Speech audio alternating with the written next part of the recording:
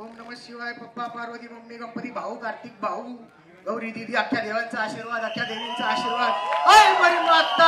ओम नमः शिवाय. शिव शंभो. हर हर महादेव. गणपती बाप्पा भगवान मूर्ती.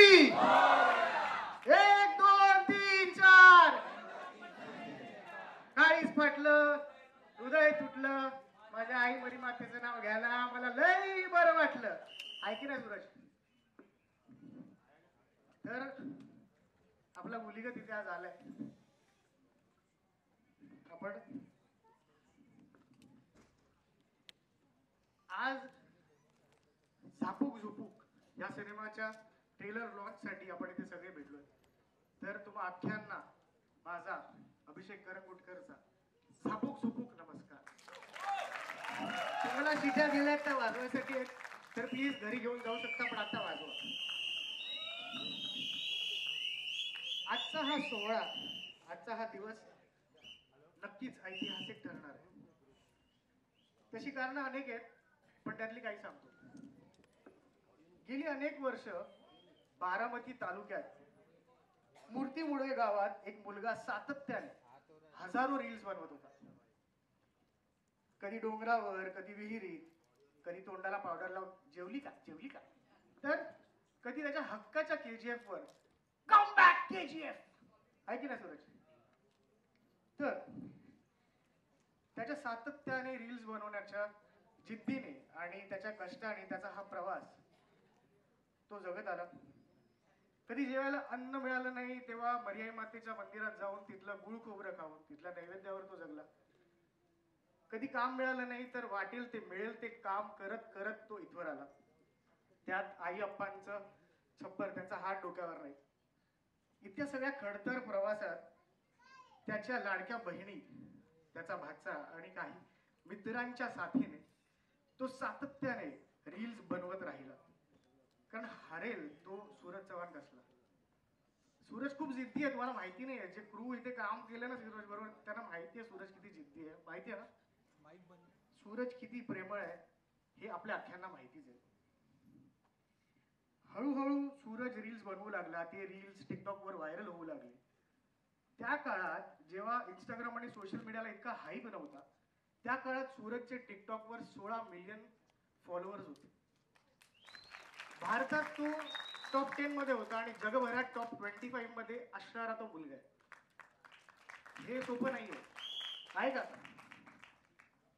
त्याच्यानंतर एके दिवशी असं होतं की टिकटॉक वर इतका व्हायरल चाललाय. त्याचा दिनचर्या तेच होतं की रोज टिकटॉक साठी रील्स बनवायचे, रोज वेगवेगळ्या त्याच्या डोंगरावर जायचं, इकडे जायचं तिकडे जायचं, फक्त आणि फक्त रील्स बनवायचं. का तर जे त्याचे प्रेक्षक आहेत, जे त्याचे फॅन लोक आहेत, त्यांना हसवण्यासाठी. ते एकच त्याच्या मनात असायचं कायम की मला हसवायला माझे आई बाबा नाही, पण मी फॅन्सला हसवणार.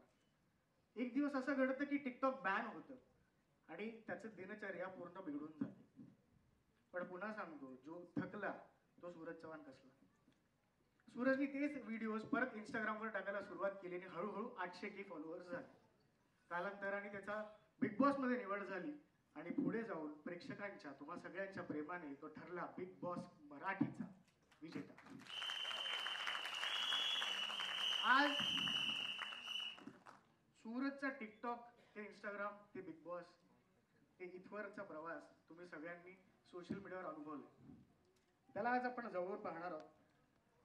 कारण एका जेजुरीच्या छोट्याशा बारामतीतल्या मूर्तिमुळे गावातून त्याचा हा दादर सावरकर पर्यंतचा प्रवास खरंच सोपा नव्हता. आम्ही सगळ्यांनी तो जवळून पाहिलाय. एक 30 सेकंदाची रील ते 2 तासाचा सिनेमा करणं हे सोपं नाही. त्यामुळे सूरज, आज सगळेच तुला शुभेच्छा देण्यासाठी इथे आले. दुसरं कारण म्हणजे 6 ऑक्टोबर 2024 ला बिग बॉस मराठीचा ग्रँड फिनाले झाला.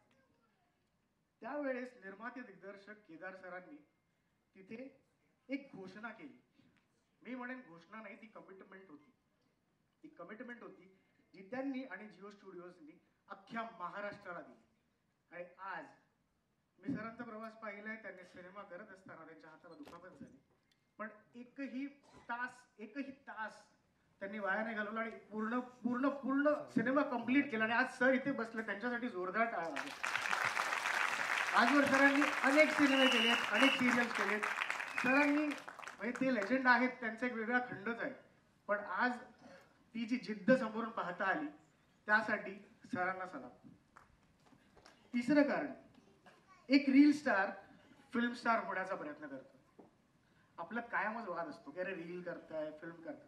माझं म्हणणं सगळेच कलाकार आहेत, सगळ्यांना एकत्र राहणार, सगळ्यांना काम करू द्या. बरोबर आहे? बरं ठीक आहे, हा वाद असू शकतो. पण आज कदाचित तो वाद मिटू शकेल, म्हणून हा आज एक ऐतिहासिक सोहळा आहे. नक्कीच. खरं तर हे सगळं तेव्हा शक्य होतं जेव्हा आपल्यात आत्मविश्वास असतो आणि आपला समोरच्यावर विश्वास असतो. आणि ती जुगलबंदी झाली केदार सर आणि सूरज चव्हाणमध्ये. कारण सूरजचा आत्मविश्वास आणि केदार सरांचा त्याच्यावर असलेला विश्वास या सगळ्यातूनच निर्माण झालाय आज झापूक झुपूक सिनेमा. काही फॅक्ट्स आहेत जे तुमच्यासमोर मला मांडायचे आहेत. सर्व सोशल मीडिया प्लॅटफॉर्म्सवर जर आपण पाहिले तर ओव्हरऑल आत्तापर्यंत झापूक झुपूक गाण्याला 25 मिलियनहून जास्त लाईक्स मिळाले. व्ह्यूज प्रत्येकाला मिळतात बॉस, व्ह्यूज प्रत्येकाला मिळतात, पण इतके लाईक्स मिळणं हे पहिल्यांदाच झालं. सांगायला अत्यंत आनंद आणि अभिमान वाटतोय की आत्ता जी IPL सुरू आहे त्याच्यात 7 एप्रिलला RCB आणि MIच्या मॅचमध्ये ती मॅच सुरू होण्यापूर्वी सूरज चव्हाणचा आपल्या झापूक झुपूक गाण्यावर एक स्पेशल परफॉर्मन्स झाला आहे. आपल्या गाण्याच्या मॅचच्या रील्सला आतापर्यंत 50 मिलियनहून अधिक रीच मिळाली आहे आणि 2.5 लाखहून अधिक लोकांनी ते शेअर केले. मराठी सिनेमाच्या बाबतीत हे असं पहिल्यांदाच घडलंय. सोपं आहे का? महाराष्ट्रात नाही तर संपूर्ण भारतात, परदेशात, टोरंटो, ऑस्ट्रेलिया, स्पेन आणि जगभरात झापूक झुपूकचा जबर चर्चा आहे. आणि कसं आहे ना, बिग बॉस म्हटल्यावर रितेश सर आलेच आणि ते सतत म्हणायचे ज्याची चर्चा आहे त्याचा नंबर वरचा आहे. तर आहे भाऊ आपला नंबर. हे सगळं पाहिल्यावर इतकंच वाटतं की आता Zapuk Jhupuk fever is on. आणि आत्तापर्यंत 2 टीजर, 1 गाणं आले. अभि ट्रेलर, 5 गाणी आणि फिल्म बाकी है मेरे दोस्तों. तर वेट फॉर दॅट. आता मी विनंती करतो की ज्यांनी ही विश्वासाची ठिणगी पेटवली, ज्यांच्या विश्वासावर आपण आज सगळे इथे येऊन बसलोय, the man of his words, अनेक सुपरहिट फिल्म, सिरियल्स, नाटकांचे निर्माते दिग्दर्शक आणि आता टॉपच्या पिक्चरचे निर्माते दिग्दर्शक, आमचे टॉपचे निर्माते दिग्दर्शक केदार शिंदे सर यांना विनंती करेन झापूक झुपूक टाळ्या वाजवून आपण सरांचं स्वागत करायचंय.